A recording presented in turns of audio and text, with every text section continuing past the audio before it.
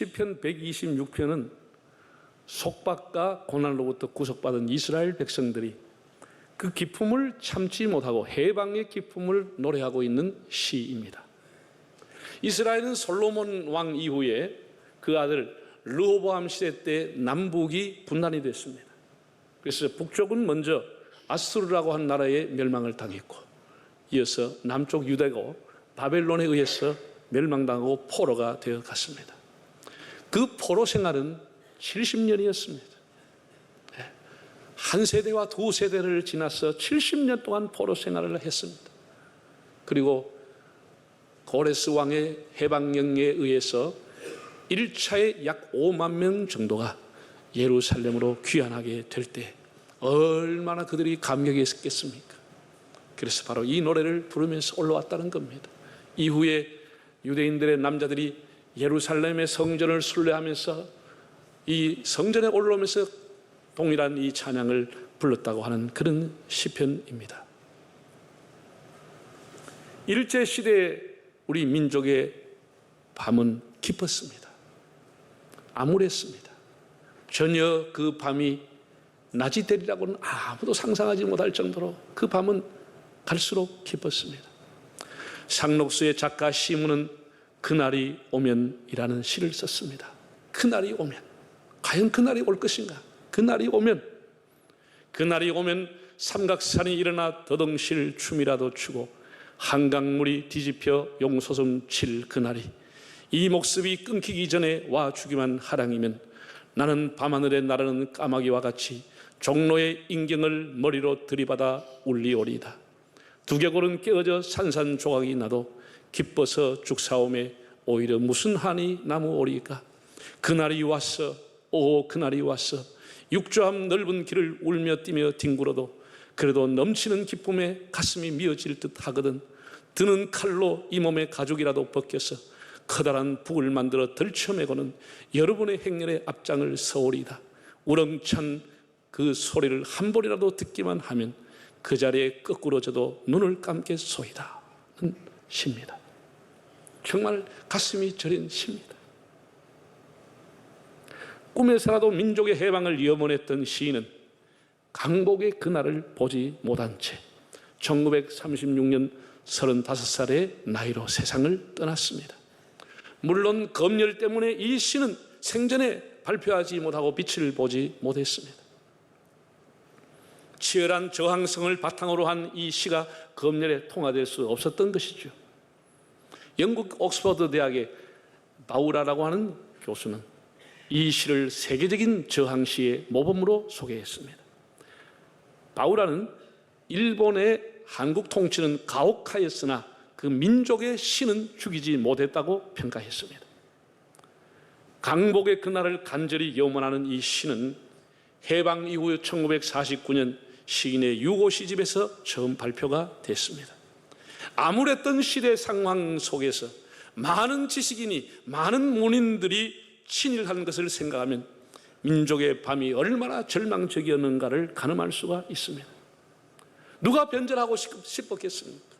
그러나 5년, 10년, 20년이 가서 이 밤이 거쳐지지 않을 것 같으니까, 이 장막이 거쳐질 것 같지 않으니까 많은 지식인들이 다 변절을 했습니다. 다 그날을 까마득하게 잊고 일본 사람으로 살아가려고 했습니다. 그날이라고 하는 것도 다 지우고 살았습니다. 시인 이육사나 청산리 전투에 참가했던 이범석조차도 해방의 그날은 아득한 미래, 까마득한 미래로 여겼습니다. 참으로 암담해서 그날은 꿈조차 꿀 수 없었던 겁니다. 오늘 성경에 보면 이스라엘 사람도 절망의 밤을, 몸서리치는 고난의 밤을 보내고 있었습니다. 1절과 4절의 말씀을 다시 한번 읽어보겠습니다. 여호와께서 시온의 포로를 돌려보내실 때 우리는 꿈꾸는 것 같았도다. 여호와여 우리의 포로를 남방 시내들같이 돌려보내소서. 우리가 여기에서 한 단어를 주목할 수가 있습니다. 그들의 삶이 얼마나 비참하고 얼마나 암담했는지는 포로라고 하는 이 단어 속에서 찾아볼 수가 있습니다. 포로라고 하는 이 단어가 압축하는 의미라고 하는 것은 무엇을 상징합니까? 나라를 잃었습니다. 국권을 잃었습니다. 그들이 쌓아놓던 부와 재산을 다 뺏겼습니다. 그들이 쌓아놓던 그 지식까지도 변절할 수밖에 없도록 모든 것을 다 잃었습니다. 포로라고 하는 이 단어 속에 모든 것을 다 잃어버렸다는 겁니다. 희망도 꿈도 다 잃어버렸다고 하는 겁니다. 칠흑 같은 국가의 어두움 속에서 다 흩어지고 그들은 절망의 밤에 치를 떨면서 세월을 보냈습니다. 포로라고 하는 이 단어가 모든 것을 가르쳐주고 있습니다. 우리도 한때 포로의 시절 암담했던 시절이 있었습니다. 윤동주, 유관순, 윤봉길, 이봉창, 안중근 모든 젊은이들이 그 꽃봉오리들을 피워보지 못한 채 일제에서 무참히 짓밟히고 쓰러졌습니다. 용기 있었던 사람, 의분에 찼던 사람, 애국심이 가득했던 사람도 다 절망할 수밖에 없는 절망의 밤, 포로의 밤이 오랫동안 지속이 됐습니다.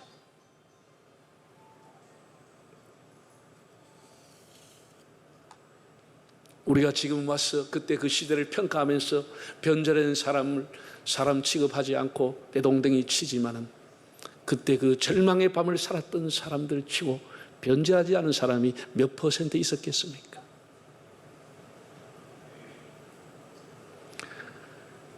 그래도 목숨을 걸고 변절하지 않고 독립운동을 했던 사람들은 너무나 보배 같은 귀한 분들입니다.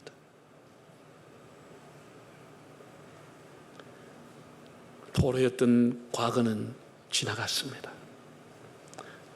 드디어 그들에게도 우리에게도 이스라엘에게도 이 대한민국에도 그날이 찾아왔습니다.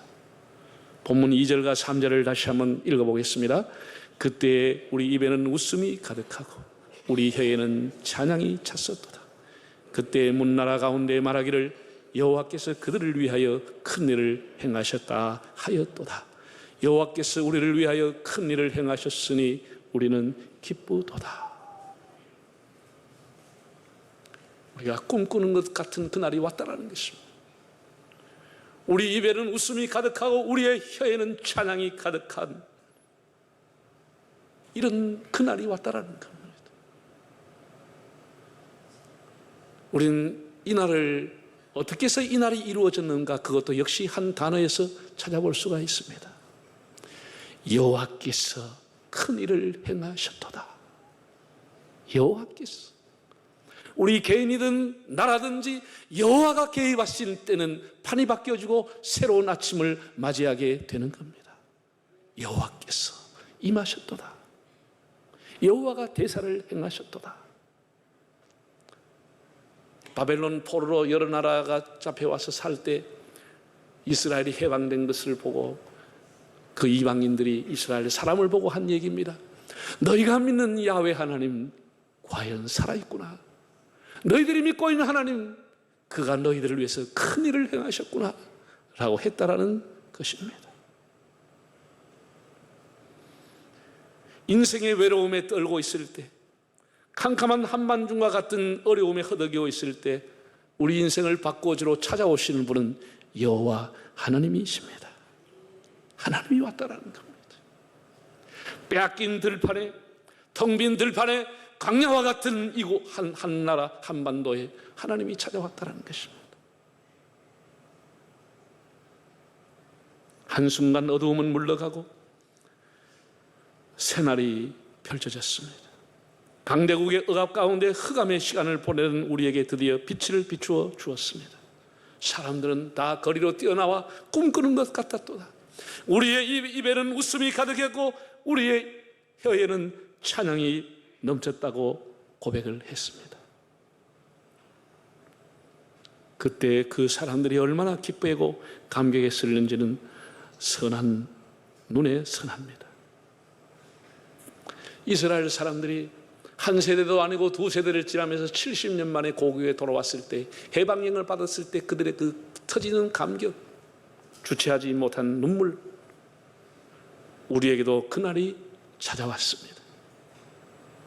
민족의 암울한 상황에서도 친일과 변절의 길을 걷는 사람들이 많았지만 꺼져가는 민족의 등불을 지키기 위해서 생명을 걸고 싸웠던 독립투사들이 있었습니다. 대표적인 저항 시인인 이육사의 본명은 월록이라는 이름을 갖고 있었습니다. 원래 그 사람 이름은 이월록이었습니다. 의열단에 가입하여 북경과 조선을 오가면서 독립운동을 하다가 체포되어 3년형을 선고받고 복역을 했습니다. 그때 받은 수인 번호가 264번이었습니다. 이후에 그는 이 이육사라고 하는 것을 호로 선택을 했고 1933년 이후에 육사라는 이름으로 작품을 발표하며 본명을 대신한 이름이 되었습니다. 이육사는 저항의 시를 쓰고 독립운동을 하면서 17번이나 무려 감옥에 들어갔던 사람입니다. 여러분, 사람이 한 번 들어가기도 어려운데 고춧가루 고문을 받으면서 손가락이 찢겨져 나가는 고문을 받으면서 17번이나 저항시를 쓰면서 독립운동을 했던 사람입니다. 그는 안타깝게 해방을 보지 못하고 1941년 북경 감옥에서 옥사하고 말았습니다. 그가 그리워했던 그날, 그가 그토록 간절히 나타나길 기다렸던 초인은 그의 생전에는 오지 않았습니다. 그럼에도 그는 강복의 꿈을 잃지 않았습니다. 그의 시 광야는 이렇게 시작하고 있습니다. 까마득한 날 하늘이 처음 열리고 어디에 다구는 소리 들렸으랴. 이렇게 그는 희망을 노래했습니다. 마지막 열에 보면 큰 강물이 비로소 길을 열었다. 지금 눈 나리고 매화 향기 홀로 아득하니 내 여기 가난한 노래의 씨를 뿌리라. 다시 청고 뒤에 백마 타고 오는 초인이 있어 이 광야에서 목놓아 부르게 하리라. 이 암울한 상황을 벗어나게 해줄 초인, 우리 민족을 구원해 주실 구원자를 간절히 기다리는 마음이 담겨져 있습니다. 지금은 한겨울처럼 춥고 매화 향기만이 홀로 아득하지만은 내가 가난의 노래를 부르며 가난의 씨를 뿌리게 될 때 반드시 초인은 올 것이다. 우리나라는 다시 그날이 올 것이라는 그런 희망을 가지고 저항시를 썼습니다. 그가 그렇게 염원했던 해방은 그 생전에 맞이하지 못했지만 하나님은 뜻밖의 우리에게 그날을 선물로 주셨습니다.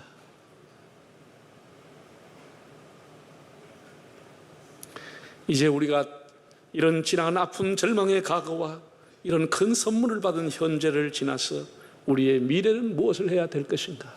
이런 구원의 감격과 해방의 기쁨을 가진 이스라엘 백성은 무엇을 해야 될 것인가를 오늘 본문에서 노래하고 있습니다. 4절에서 6절까지를 한번 읽어보겠습니다. 여호와여 우리의 포를 남방 시내들같이 돌려보내소서. 눈물 흘리며 씨를 뿌리는 자는 기쁨으로 거두리로다. 울며 씨를 뿌리러 나가는 자는 반드시 기쁨으로 그 곡식단을 가지고 돌아오리로다.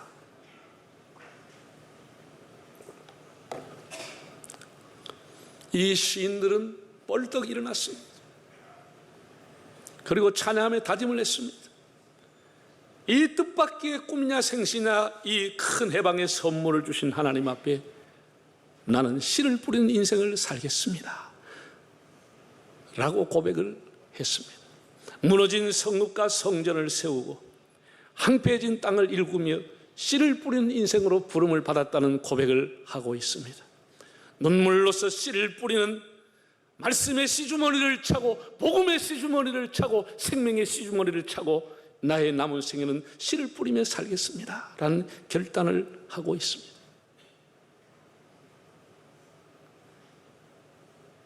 여호와여 우리의 포를 남방 시내들같이 돌리소서라고 간절히 기원했습니다.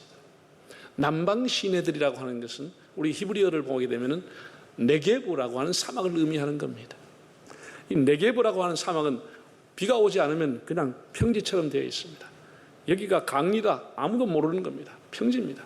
그러나 우기철이 시작하면 한순간에 진흙탕물이 내려오면서 큰 강물이 흘러가는, 강줄기가 흘러가는 강물이 되는 겁니다. 그게 네게브라고 하는 사막입니다. 하나님께서 자기들의 민족을 한순간 하나님이 오셔가 판을 뒤집어서 우리에게 이렇게 강줄이 흐르는 이 메마른 사막을 강물이 흐르는 네게브로 만들어 주셨다라는 고백을 드리고 있습니다. 하나님께서 우리의 가정과 우리의 삶에, 우리의 국가에 개입하시면 한순간에 메마른 땅이 물이 흘러 넘치는 강으로 바뀌게 되는 것입니다. 올해로 우리는 조국 강복 74년과 3.1운동 100주년을 맞이하고 있습니다. 일본 아베 정권이 국제법과 질서를 무시하고 경제 보복 조치를 내려서 어수선한 상황에서 강복절을 맞이하고 있습니다. 아베 정권은 제국주의 부활을 꿈꾸고 있다고 모든 나라가 염려하고 있습니다.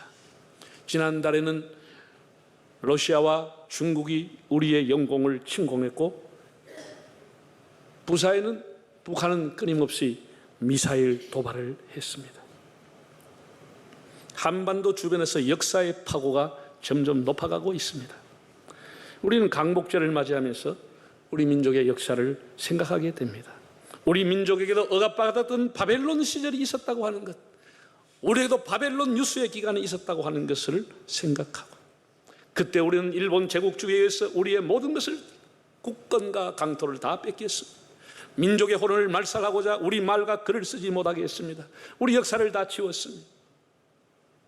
젊은이들을 그들의 총맞이로 앞장 세웠고, 아리따운 여성들은 위안부로 끌려가서 모멸을 시키다가 외국 땅에서 다 죽게 했습니다. 기독교의 신사 참배를 강요하고 민족과 교회 지도자들을 모두 죽일 계획을 가지고 지역마다 교회 목회자들을 다 감옥에 쳐놓고 8월 20일경에 다 처형하려고 했습니다. 그때는 해방을 꿈조차 꿀 수 없는 상황이었겠죠. 얼마나 일본이 무서웠습니까? 세상의 그 조그마한 섬나라 일본이 그 큰 함대를 만들고 구축함을 만들고 비행기를 만들고 그리고 잠수함을 만들어서 그 어마어마한 미국과 전쟁을 시작한 것도 일본입니다. 그러니 우리가 일본으로부터 해방된다고 하는 것은, 그로부터 그날이 온다고 하는 것은 정말 꿈꾸기 어려운 일이었습니다. 그러나 하나님께서는 역사에 개입하셔서 우리에게 꿈같은 일을 허락해 주었습니다. 우리가 이 강복의 은혜를 기억하면서 이 작은 나라, 작은 민족을 세워주신 하나님 앞에 하나님께서 우리에게 거룩한 씨를 부탁했습니다. 세계 선교의 사명을 가지고 동북아의 평화를 위해서 우리가 기도하면서 일본과 화해를 추구하면서 일본 땅에도 하나님의 복음을 전할 수 있는 민족이 되도록, 동족 상야를 뛰어넘어 북한에도 복음을 전하고 일본과의 과거사를 뛰어넘어 일본에도 복음을 전하는 민족으로 우리나라를 사용해 주실 것을 믿습니다. 그리고 우리는 어떤 어려움과 장애가 있어도 다음 세대를 위한 씨 뿌리는 일을 포기해서는 안 되겠습니다. 우리가 다음 세대를 위해서 투자하며 그들에게 복음의 씨를, 생명의 씨를 뿌려주는 것이 우리의 사명인 것입니다.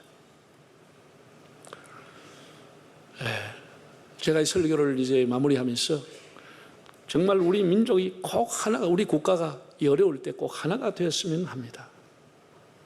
우리가 지금 반만 년의 역사를 얘기하고 수천 년의 역사를 얘기하지만 우리 수천 년 역사라고 하는 것이 국제적인 관계에서 늘 얻어맞고 터졌습니다. 늘 억압당하고 지배를 당하고 압박을 당했습니다. 우리가 무슨 공격을 해서 뭘 땅을 차지하거나 그 나라를 점령하거나 그렇게 한 번도 해보지 못했습니다. 물론 우리가 강감창 장군이라든지 연개소문이라든지 간혹 역사에 한 사람씩 나타나서 한 번 게임에 반짝 이겼습니다. 이순식 한 번 게임에 반짝 이겼습니다. 그러나 그 역사가 이어져서 다른 나라를 점령하거나 지배한 적은 없습니다. 우리는 거의 백전백패했습니다. 이게 우리가 가지고 있는 역사입니다. 우리 국민이 하나만 될 수 있으면 우리도 아무리 작은 나라라도 강국을 이길 수 있는 힘을 갖고 있습니다. 우리가 문제는 하나가 되지 않는다는 겁니다. 여러분이 남한산성이라는 영화를 보셨겠지만 그 영화 내가 3번이나 봤습니다. 내일 모레면 나라가 망할 정도로 그 추운 겨울에 포위되어 있으면서도 끝까지 전하 싸워야 됩니다 하는 사람하고, 전하 문을 열고 지금이라도 항복하면 국민은 살 수 있습니다라고 하는 사람하고 피가 터지고 싸웁니다. 이게 우리나라의 모습입니다. 끊임없이 당리당략을 가지고 싸워왔습니다. 당파를 이루어서 노론소론으로 나누어 싸웠습니다. 무조건 반대하며 싸웠습니다. 나라가 망할 때는 대원군과 며느리 명성황후가 싸웠습니다. 수구파와 개혁파가 끊임없이 싸움을 했습니다. 이러는 통에 러시아가 들여다보니, 청나라가 들여다보니, 일본이 들여다보니 통째로 삼겨도 아무 문제가 없는 거예요. 오면 다 그냥 통째로 접수해 가는 거예요. 우리끼리 싸우다가 힘을 다 소진하고 나니까 세계가 어떻게 돌아갈지 보지를 못하는 거예요. 우리끼리 싸워서 정권을 쟁취하는 게 더 시급한 문제이기 때문에 세계가 어떻게 돌아갈지 지도자들이 보지를 못하는 거예요. 일본이 어떻게 무장하고 얼마나 많은 군사를 가지고 지금 현해탄을 걷는 온지를 보지 못하고 우리끼리 당쟁하며 싸우고 있는 거예요. 그래서 나라가 폭삭망해버린 거예요.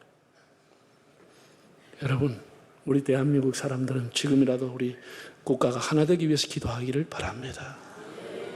아무것도 아닌 일로 늘 싸우는 거예요. 여러분, 장관이 누가 되든지 총리가 누가 되든지 나라만 잘 되면 되는 거예요. 나라만 잘 되면 되는 거예요. 그런 거 시비 걸고 그거 신경 쓰지 마. 여러분이 안 한다고 해서 대통령이 안 할 것도 아니고 신경 끄라고 그거 열내지 말고 누구를 시키든지 나라만 잘 되도록 기도하면 돼. 뭐 하든지. 그거 가지고 계속해서 떠들고, 우리가 고난과 어려움을 두려워하지 말고 그런 것이 다 어울려지면 인생의 좋은 열매 합력해서 선이 되는 겁니다. 눈물을 흘리며 씨를 뿌리는 마음으로 우리 민족에게 강복의 기쁨을 주신 하나님, 예수 그리스도를 통해서 구속의 기쁨을 주신 하나님, 이 기쁨과 감격을 우리의 가슴에 담아 하나님 앞에 올려드릴 수 있기를 바랍니다.